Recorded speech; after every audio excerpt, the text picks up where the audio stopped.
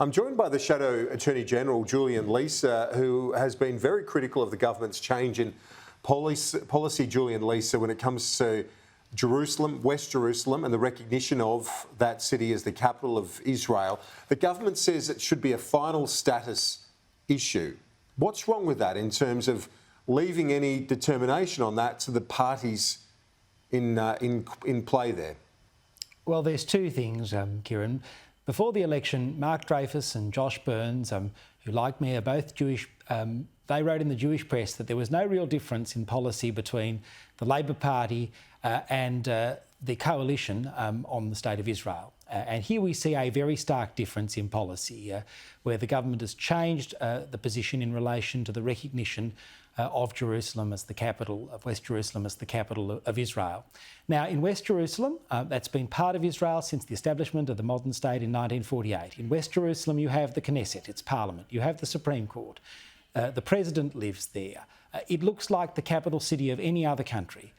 What we are doing is effectively like saying that that another country doesn't recognise Canberra as the capital, that they effectively would say that Dubbo is the capital. That's the equivalent of what this is.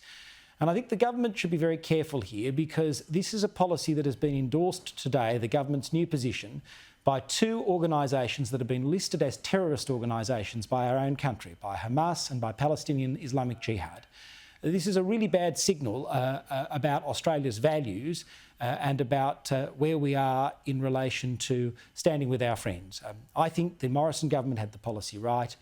And it's extraordinary that the Labor Party has effectively had three positions on this in 24 hours. It just shows the shambolic nature of their foreign policy making. Isn't the decision in tune, though, with much of the rest of the world? And isn't it also true that only a handful of countries have recognised Jerusalem or West Jerusalem as the capital? Well, Australia makes its own foreign policy decisions based on facts, and the fact is that West Jerusalem, by any standard definition of the capital of a country, is the capital of Israel. As I say, the parliament's there, the Supreme Court's there, the president lives there. Every other country gets to decide its own capital.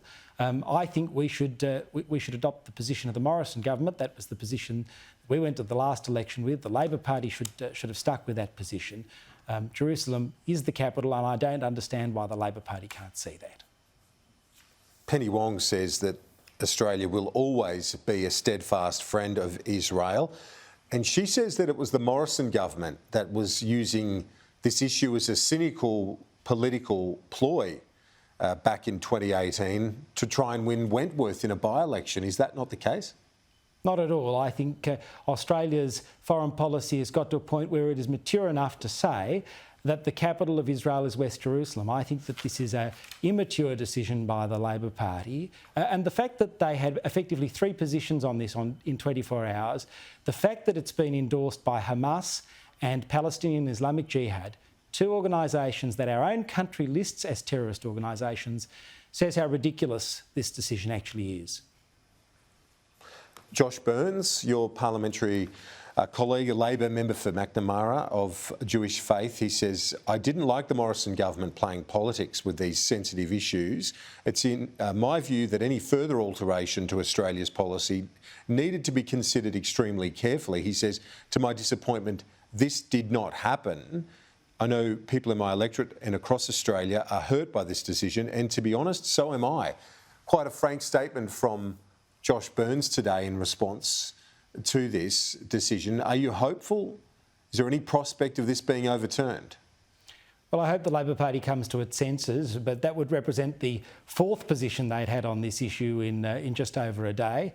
I certainly hear from non-Jewish people in my electorate on this issue who are expressing their disappointment in the Labor government's decision here. I think people acknowledge that West Jerusalem is the capital of Israel, and that the Morrison government was right on this point. On to the National Anti-Corruption Commission. A number of commentators, including Anthony Wheely KC, former Deputy Commissioner of the ICAC, says that this requirement of exceptional circumstances for the NAC, as it's being called, to have public hearings, looks like a bit of a compromise deal with the coalition. Is that true? Well, we think that in relation to exceptional circumstances, the government has got that part of the balance right. But there are a range of submitters to the committee that are looking at the National Anti-Corruption Commission bill that have expressed support for public hearings only in limited circumstances. I think of organisations like the Law Council of Australia, like the Queensland Law Society, like the South Australian Bar Association, for instance, like the Queensland Council of Civil Liberties. This is not the first corruption commission that has ever existed. We've had over 30 years of experience of dealing with these corruption commissions, and we have seen them destroy people's reputations, destroy lives. There have been a dozen people who've died by suicide as a result of appearances before these commissions, and yet there have been very few successful prosecutions, and that, I think, is the ultimate key performance indicator for any of these commissions. Do they get convictions? Do they achieve successful prosecutions? And so if you are going to have public hearings, there needs to be important balances and safeguards in place, and I think exceptional circumstances is a good safeguard.